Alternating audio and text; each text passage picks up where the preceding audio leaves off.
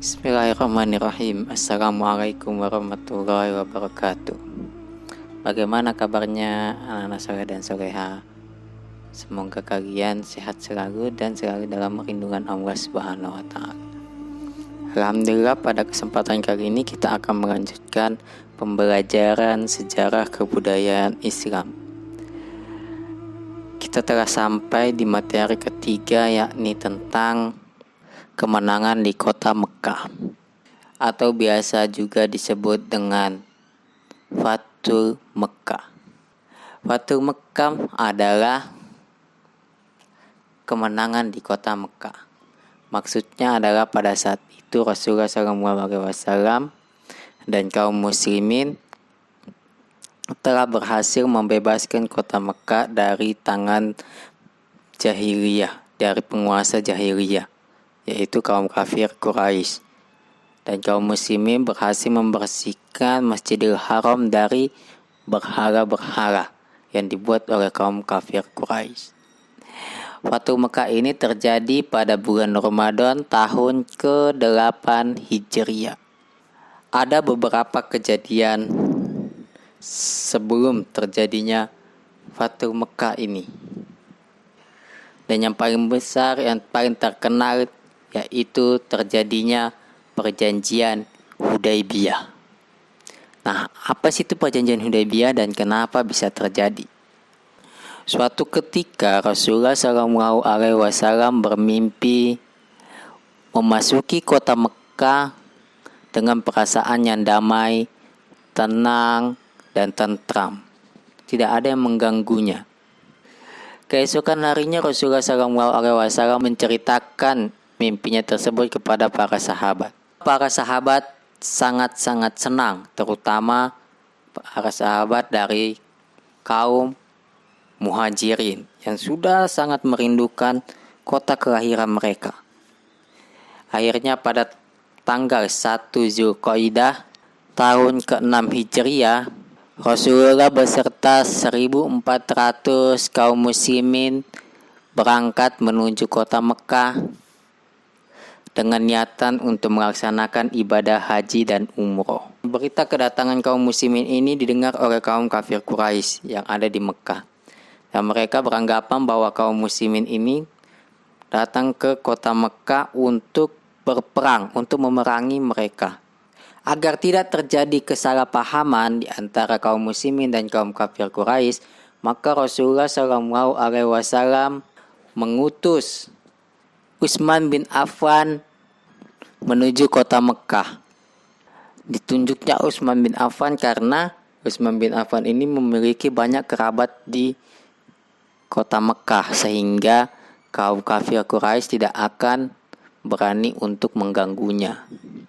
Rasulullah SAW berpesan kepada Utsman bin Affan, "Wahai Utsman, beritahukan kepada kaum kafir Quraisy bahwa kami datang ke Mekah bukan untuk berperang, melainkan hendak melaksanakan ibadah haji dan umroh." Kemudian Rasulullah melanjutkan pesannya, sampaikan juga kepada saudara-saudara kita sesama muslim yang ada di kota Mekah yang tidak pergi ke Madinah, bahwa dalam waktu dekat kota Mekah akan jatuh ke tangan kaum muslimin. Lalu Utsman bin Affan berangkat menuju kota Mekah untuk menyampaikan pesan dari Rasulullah SAW. Sesampainya di kota Mekah, kaum kafir Quraisy menyambut Utsman bin Affan dengan perlakuan yang baik.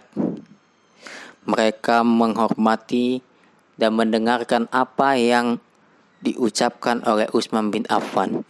Bahkan mereka mempersilahkan Utsman bin Affan untuk melaksanakan tawaf. Namun Utsman bin Affan menolaknya karena Rasulullah SAW belum melaksanakan tawaf. Kemudian Utsman bin Affan menyampaikan pesan dari Rasulullah SAW dan tujuan Rasulullah SAW beserta kaum muslimin menuju kota Mekah. Tetapi kaum kafir Quraisy tidak mengizinkan kaum muslimin untuk memasuki Mekah. Lama perbincangan mereka terjadi. Sementara itu, kaum muslimin, Rasulullah dan kaum muslimin masih menunggu kabar dari kota Mekah, masih menunggu kedatangan dari Utsman bin Affan. Berhari-hari mereka menunggu Utsman bin Affan tidak kunjung datang juga. Bahkan mereka sampai malah mendengar berita bahwa Utsman bin Affan telah dibunuh oleh kaum kafir Quraisy.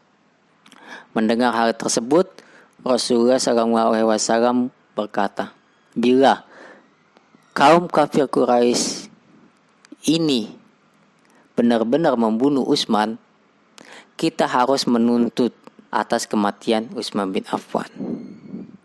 Lalu kaum muslimin bersumpah setia untuk selalu melindungi agama Islam dan Rasulullah SAW.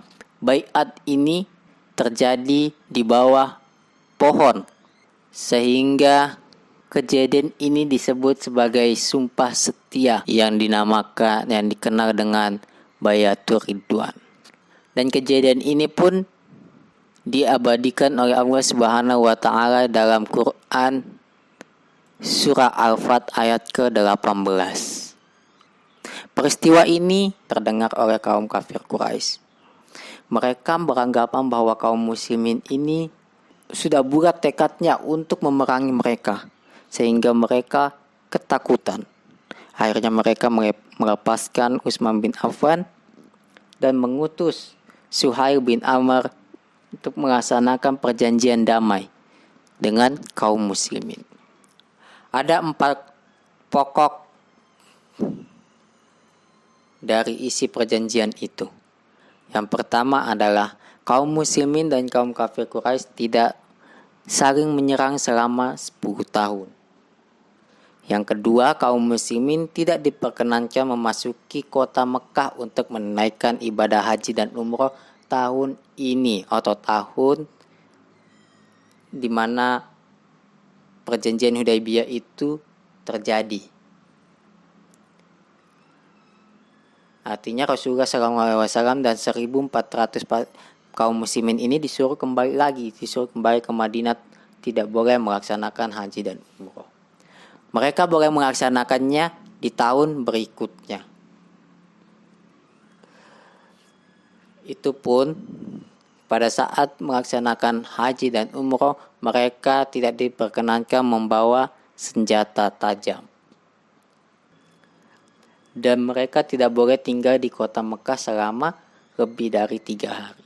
Yang ketiga, kaum Quraisy yang melarikan diri dari pihak Quraisy menuju ke Madinah supaya dikembalikan. Maksudnya kaum muslimin yang tinggal di Mekah ataupun kaum Quraisy yang tinggal di Mekah dan memeluk agama Islam, mereka harus dikembalikan ke kota Mekah. Tetapi jika kaum muslimin yang datang ke kaum Quraisy tidak boleh dikembalikan. Tetapi kalau misalnya ada kaum kafir Quraisy, tetapi jika ada kaum muslimin yang pergi ke kota Mekah, maka dia tidak boleh dikembalikan ke Madinah. Semua kabilah Arab bebas bersekutu dengan kaum muslimin ataupun kaum kafir Quraisy. Itulah 4 pokok dari isi perjanjian Hudaybiyah. Begitulah proses terjadinya perjanjian Hudaybiyah. Jadi 2 peristiwa inilah yang terjadi sebelum terjadinya Fathul Mekah. Mungkin demikian dari Ustadz.